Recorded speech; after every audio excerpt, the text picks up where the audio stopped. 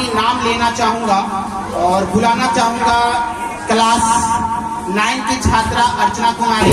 तो एक बार अर्चना के जोरदार तालियां बजा दीजिए।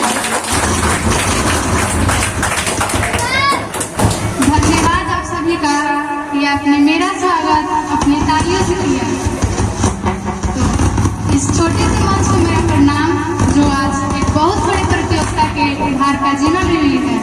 तो सर्वप्रथम यहाँ पर उपस्थित इस सभा के अध्यक्ष के रूप में विराजमान हमारे ही विद्यालय के निर्देशक महोदय छट्टू सर, विद्यालय के प्रधानाचार्य पंकज सर तथा इस प्रतियोगिता के संपादक तथा हम सभी के प्रिय शक्ति सर, मेरे वर्ग के वर्ग शिक्षक जो कि आज सारी गतिविधियों को कैमरे में कैद करने के भार लिए हैं उमा सर, तथा ज्ञानपुंज पब्लिक स्कूल में दूसरे बार होने वाले भाषण प्रतियोगिता के रूप में न्यायमूर्ति में बैठे मेरे सम्मानित तथा देवतुल्य शिक्षकगण, साथ ही यहाँ पर उपस्थित मेरे आदर्श तथा मेरे प्यारे अनुज, सभी को मेरा स्नेह भरा सुप्रभात। मैं अर्चना कुमारी इसी विद्यालय की कक्षा 9 की छात्रा आज बहुत खुशी महसूस कर रही हूँ कि मुझे भी इस भाषण प्रतियोगिता में आपके सामने अपनी बातों को रखने का मौका मिला।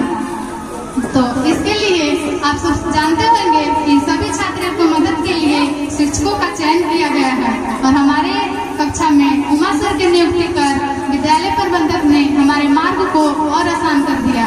तो इसमें हमारे मार्गदर्शक उमा सर और विद्यालय प्रबंधक को शुक्रिया करना चाहती हूँ कि उन्होंने मेरा मार्गदर्शन किया और मुझे एक लायक समझा कि मैं भी आपके सामने कुछ कह सकूं। तो मेरा आज का विषय वस्तु है जनसंख्या नियंत्रण।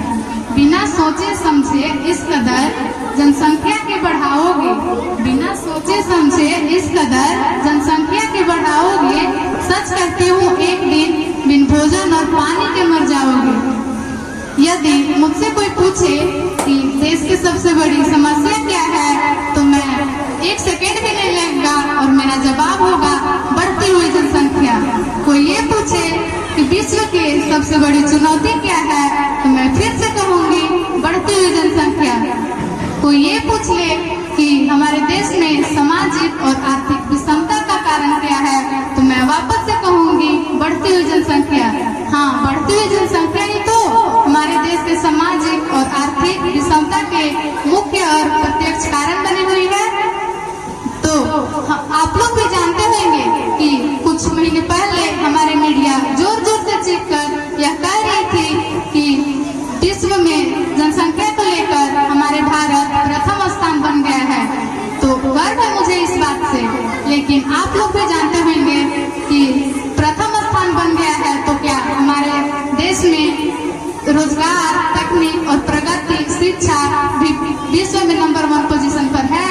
क्यों हमारे मीडिया और सरकार यह नहीं बताती कि हमारे सबसे बड़ी जनसंख्या वाले देश है, फिर भी यहाँ 70% लोग खेती बाड़ी से जुड़े हैं, वहाँ आज भी लोग भूख से मर रहे हैं।